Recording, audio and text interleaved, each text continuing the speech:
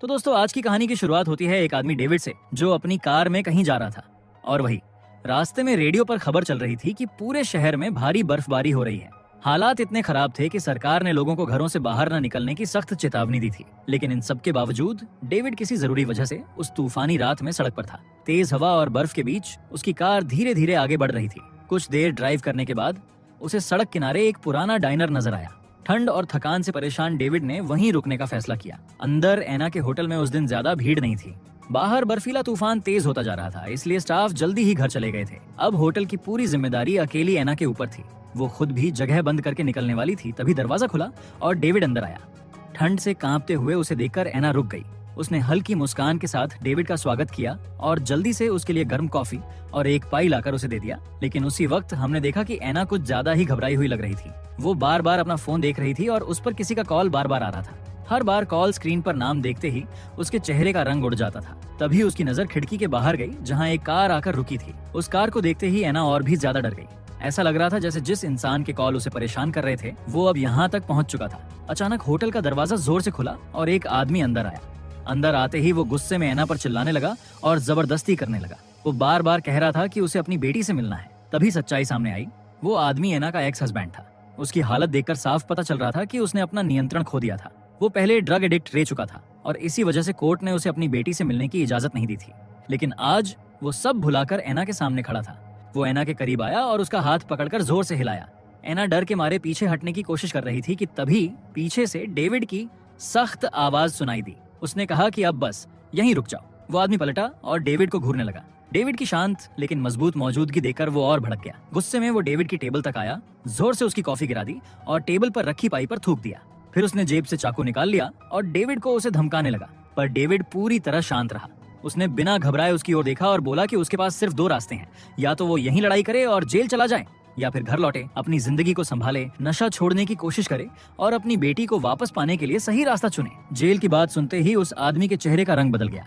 धीरे धीरे उसने चाकू नीचे किया, नजरें झुका लीं और बिना कुछ बोले दरवाजे की ओर मुड़ गया। पर जाते जाते उसने डेविड की कार का साइड मिरर तोड़ दिया। उसके जाने के बाद एना ने गहरी सांस ली, जैसे उसके दिल से कोई बोझ उतर गया हो। ये पूरी स्थिति डेविड की समझदारी की वजह से संभल पाई थी। एना अब डेविड के प्रति इज्जत और आभार महसूस कर रही थी। थोड़ी देर बाद दोनों के बीच हल्की बातचीत शुरू हुई। बातों बातों में एना को पता चला कि डेविड शादीशुदा है और किसी काम के सिलसिले में इस इलाके से गुजर रहा था। कुछ देर बाद जब बाहर का तूफान थोड़ा थमा तो डेविड अपने गाड़ी में लौट आया, जिसके बाद उसने अपनी कार के टूटे हुए मिरर को टेप से ठीक किया और फिर बर्फ से ढकी सड़क पर अपने सफर को जारी रख दिया।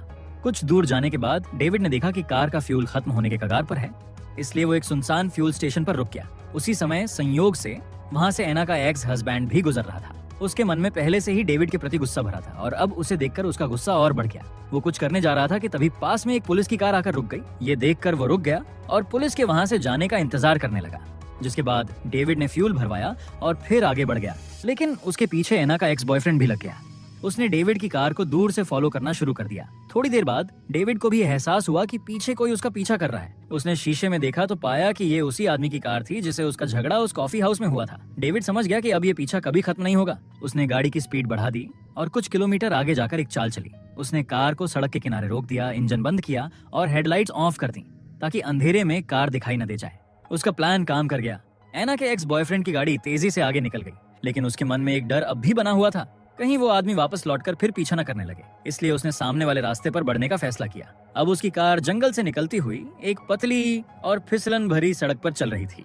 बाहर गहरा अंधेरा छाया था और सड़क पर मोटी बर्फ जमी हुई थी। तभी अचानक कार बर्फ पर फिसलने लगी और उसका बैलेंस बिगड़ गया, जिसकी वजह से कार सड़क के किनारे जाकर फंस गया।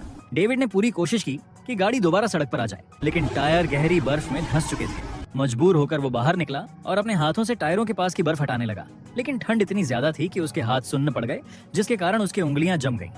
थक कर वो वापस कार में लौटा, हीटर ऑन किया और हाथों को गर्म करने की कोशिश करने लगा। अब उसे एहसास हुआ कि यहाँ से निकलना लगभग नामुमकिन है। फोन में भी कोई सिग्नल नहीं था जिससे वो मदद बुला सके और इस रास्ते से कोई गुजरने वाला भी नहीं था, क्योंकि सरकार की चेतावनी के बाद कोई भी सड़क पर नहीं निकल रहा था। थकान और ठंड से हारकर उसने बैटरी बचाने के लिए कार बंद कर दी, फिर एक सिगरेट जलाया और धीरे धीरे नींद की गहराई में डूब गया। कुछ घंटों बाद उसे किसी अजीब सी आवाज ने जगा दिया। आंखें खोलते ही उसने कान लगाकर ध्यान से सुना। बाहर किसी के भारी कदमों की आवाजें आ रही थी। ये आवाज सुनते ही उसका दिल तेजी से धड़कने लगा।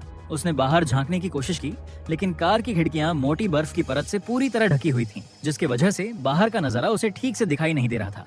डर और ठंड की वजह से वो कुछ देर तक कार के अंदर ही बैठा रहा। जब तूफान थोड़ा थमा तो उसने धीरे धीरे दरवाजा खोला। बाहर हर तरफ सफेद बर्फ की मोटी परत थी। तभी उसकी नजर दूर उठते हुए धुएं के गुब्बार पर पड़ी। उम्मीद की एक हल्की झलक उसके चेहरे पर आई और वो ट्रंक की ओर बढ़ा। उसने ट्रंक खोला और उसी पल एक सच्चाई सामने आ गई। वो वहां अकेला नहीं था। ट्रंक के अंदर एना बंधी हुई थी। अब सब कुछ साफ हो गया था। डेविड कोई मासूम राहगीर नहीं था, बल्कि एक सीरियल किलर था जिसने एना को किडनैप किया हुआ था। वो कुछ पल तक उसे ठंडी नजरों से देखता रहा, फिर ट्रंक बंद करने से पहले एना को सख्त चेतावनी देकर वहां से चला गया। डेविड के जाते ही एना ने खुद को छुड़ाने की कोशिश शुरू कर दी। उसके हाथ और मुंह टेप से बंधे थे, लेकिन उसने जोर लगाकर टेप फाड़ दी। अब उसे किसी तरह बाहर निकलना था, मगर ट्रंक अंदर से बंद था। इसलिए उसने पीछे लगे स्पीकर को तोड़ा और उसी रास्ते से कार के अंदर जाने में कामयाब हो गई। जैसे ही वो आगे के हिस्से में पहुंची, उसने कार का दरवाजा खोला और पूरी ताकत से वहां से भाग पड़ी। लेकिन बाहर की ठंड इतनी ज्यादा थी कि उसके पैर सुन्न पड़ने लगे, जिसके वजह से वो वहीं थक कर बैठ गई। तब उसे एहसास हुआ कि अगर वो ऐसे ही बाहर रही तो ठंड से मर जाएगी। मजबूर होकर वो वापस कार में लौट आई। अब उसके हाथ पैर खुल चुके थे और वो पहले से ज्यादा सतर्क और मजबूत महसूस कर रही थी। जिसके बाद वो कार में कुछ काम आने वाली चीजें ढूंढने लगी। तभी उसे डैशबोर्ड में टेप और क्लोरोफॉर्म की एक बोतल मिली। उसने वो दोनों चीजें अपने पास रख लीं। उधर डेविड, जो धुएं की दिशा में मदद की तलाश में गया था, अब बर्फ के बीच रास्ते में भटक चुका था। ठंड और थकान से कमजोर हुआ उसका शरीर मुश्किल से आगे बढ़ रहा था। तभी अचानक उसका पैर बर्फ के नीचे छिपे एक गहरे गड्ढे में फंस गया। एक तेज चीख उसके मुंह से निकली। जब उसने अपने पैर की ओर देखा तो पाया कि उसकी हड्डी चटक गई है। दर्द की तीव्रता से वो बर्फ में गिर पड़ा और तड़पने लगा। कुछ देर बाद उसने खुद को संभाला और हिम्मत जुटाकर घसीटते हुए कार की तरफ रेंगने लगा। ठंडी हवा उसके चेहरे को काट रही थी और हर एक कदम उसके लिए जानलेवा साबित हो रहा था। लेकिन जिंदगी बचाने की चाह उसे आगे बढ़ने पर मजबूर कर रही थी। जिसके बाद वो किसी तरह अपनी कार तक पहुंच गया। कांपते हाथों से उसने दरवाजा खोला और अंदर घुस गया। उसकी सांसें तेज चल रही थीं।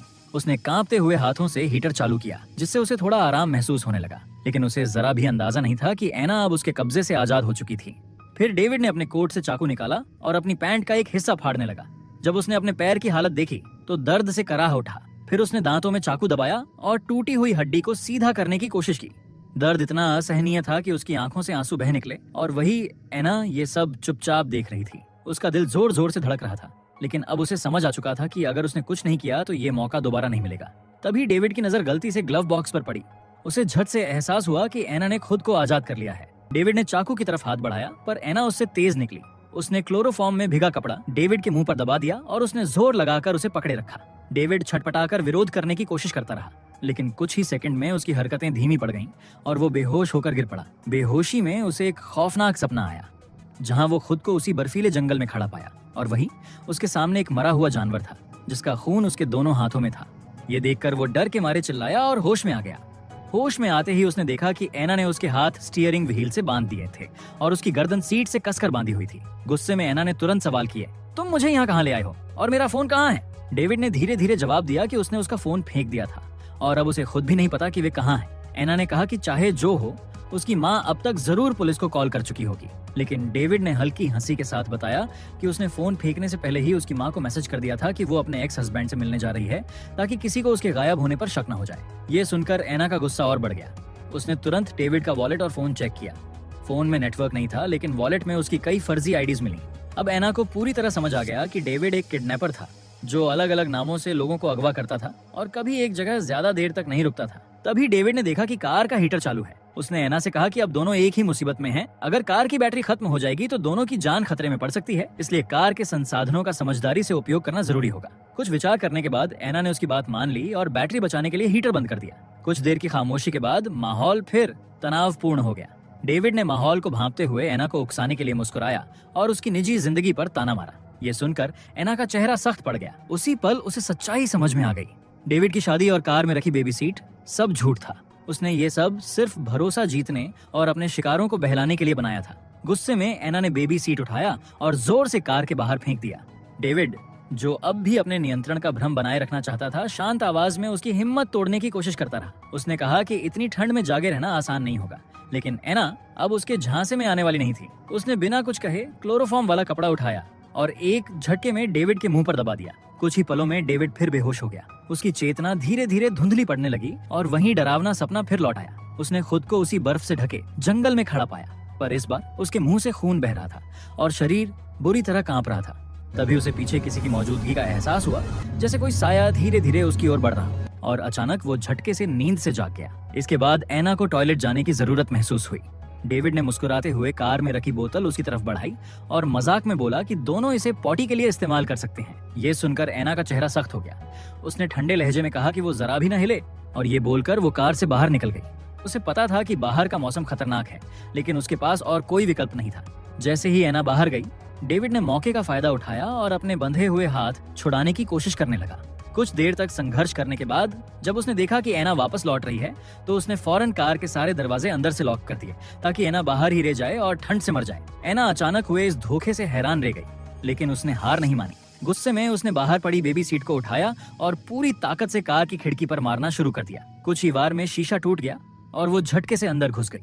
अंदर आते ही उसने ड्राइवर की सीट बेल्ट पकड़ी और उसे डेविड की गर्दन में फंसा दी। उसने बेल्ट इतनी जोर से खींची कि डेविड का चेहरा लाल पड़ गया और उसकी सांसें रुकने लगीं। लेकिन अगले ही पल एना रुक गई। उसके मन में गुस्से के साथ साथ डर और झिझक भी थी। वो किसी की हत्यारी नहीं बनना चाहती थी। फिर वो टूटी हुई खिड़की को बंद करने में लग गई। थोड़ी देर बाद जब माहौल शांत हुआ तो एना ने डेविड का फोन उठाया। उसमें झांकते ही उसका दिल सन्न रह गया। फोन की गैलरी में उसकी और उसकी बेटी की तस्वीरें थीं। अब उसे यकीन हो गया कि उसका किडनैप कोई अचानक हुई घटना नहीं थी, बल्कि सोची समझी चाल थी।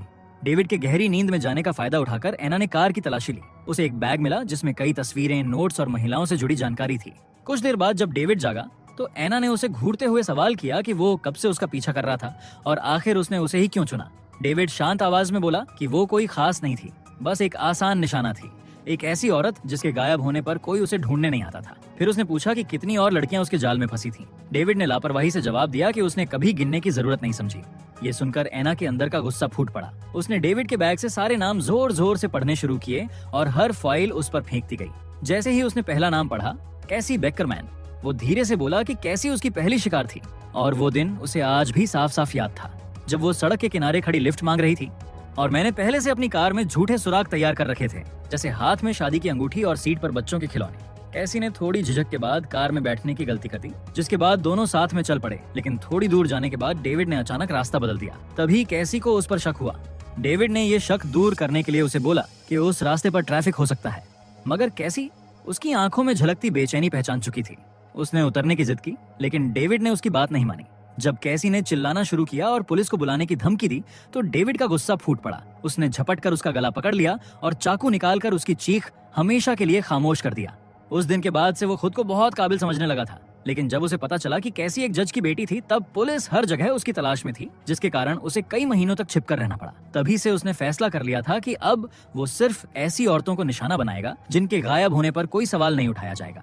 एना ये सब सुनकर अंदर तक कांप उठी, जिसके बाद उसने टेप का एक टुकड़ा उठाया और डेविड के मुंह पर चिपका दिया। कुछ देर बाद माहौल एकदम शांत हो गया और धीरे धीरे एना की आंखें भी भारी होने लगीं और वो वहीं सीट पर सिर टिकाकर सो गई। लेकिन कुछ ही देर में एक तेज आवाज आई जिससे उसकी नींद टूट गई। जब उसने ध्यान से सुना तो लगा जैसे कोई भारी चीज कार के चारों ओर घूम रही हो। डेविड भी अचानक होश में आ गया। फिर तभी किसी भारी चीज ने जोर से कार की छत पर प्रहार किया। कार हिल गई और फिर खिड़की के शीशे पर किसी के हाथों की आकृति दिखी। वो हाथ इंसान जैसे दिख रहे थे, लेकिन पूरी तरह इंसान नहीं थे, और वही हाथ अब शीशा तोड़ने में लगे थे। ये देखकर एना घबरा गई। उसने तुरंत कार स्टार्ट की और जोर जोर से हॉर्न बजाने लगी। तेज रोशनी और लगातार बजते हॉर्न की आवाज से वो रहस्यमयी जीव पीछे हट गया। कुछ देर बाद जब माहौल फिर से शांत हुआ तो एना ने गहरी सांस ली और कार के अंदर बैठे डेविड की ओर देखा।